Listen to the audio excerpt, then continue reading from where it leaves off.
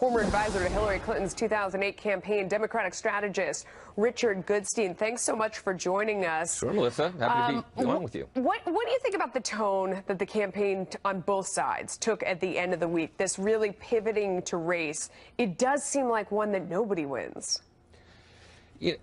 I question or challenge the suggestion that it's a pivot as regards Donald Trump.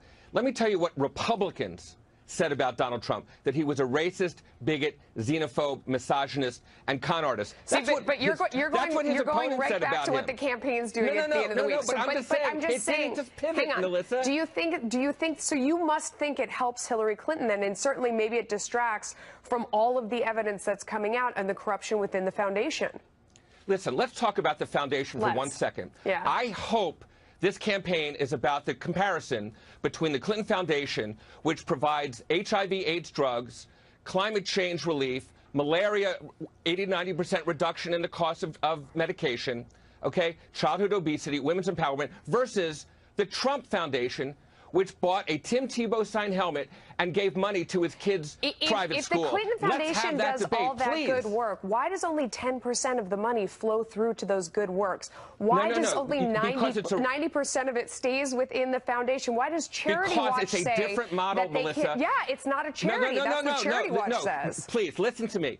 It's a different model. It's not like the Ford Foundation, which itself gives money to good causes. The Clinton Foundation hires people to go into Rwanda and South Africa and so forth to actually deliver services, the malaria drugs, the HIV/AIDS medication. That's what they're doing. So this is a myth. Why does Charity Watch say when they look at the business model, they can't make heads or tails of it? It is not a charity, because it's so different. So they can't rate it. Because it's so different. Again, it's not the Ford Foundation. It's not the Rockefeller Foundation, which has a certain model. You apply for grants. Robin Hood here in New York passes 100% of what it gets in onto its good works. For other charities, we are always advised never go with anyone who's consuming so much. I don't know whether you're not understanding what I'm overhead. saying or you really don't want to believe it. The fact is the Clinton Foundation I has a don't believe what you're saying model. Because I read what Charity Watch said and I looked at the documents and I can do math. That's why I don't believe what you're saying, because I can actually do math. If you don't believe your eyes what you read, I'm sorry, but that's a matter of public record. I believe what the IRS wrote. I looked at the IRS records, and they're the ones that say that only 10% is going to charity, and the rest of it is staying within the organization. Because they're hiring people to deliver the services. The Ford Foundation, the Rockefeller Foundation, they don't do that. The Clinton Foundation does. And you know what? They're providing 11.5 million people with HIV/AIDS medication that wouldn't have it. The Rockefeller Foundation does not do anything like that. How do you battle back against the AP report when it shows that more than half of the people who she chose to have meetings with had given money to the foundation? All the emails, as you follow them, as they go from the head of the foundation into the Secretaries of State's office and say this person had tried to get in through the normal channels.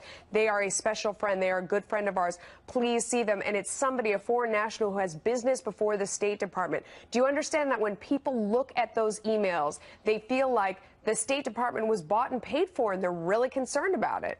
Yeah. So, the AP story has been radically debunked because what it didn't include was the thousands of meetings that she had in addition to these few. And look, those were mandatory meetings that were her job. That was her job. That was her job. Those were the meetings that she had to have. Let me ask you something, The meetings Melissa. that we're talking about, hang on, the meetings that we're talking about here are the optional ones where she had discretion to do it or not. The AP sorted out the ones where it was her discretion. Elie Wiesel is a famous Holocaust survivor. Elie Wiesel is a famous Holocaust survivor.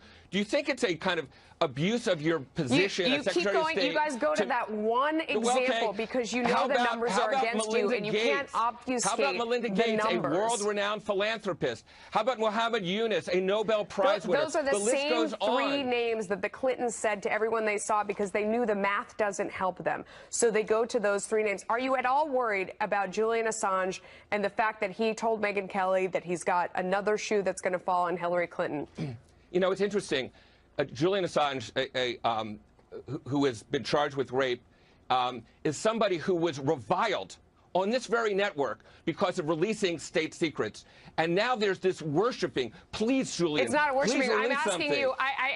There are a lot of people on this network think that he is a criminal and he is a really Right. bad guy. It doesn't change Yes. the fact that he's going to release these documents. He is trafficking in stolen You know goods. who has more to but be does it concerned matter? about? Wait, hang on. But how are you Yeah. going to battle back? It doesn't change what he puts out there and the Yeah. damage it could do, regardless of the source. Do you worry about There's that? two candidates running for president. Both have concerns, I guess, potentially about releases. Donald Trump's getting his tax returns out there. That's the person who's really at risk. Hillary Clinton has had thousands of her emails already put out there, and they're a big bore.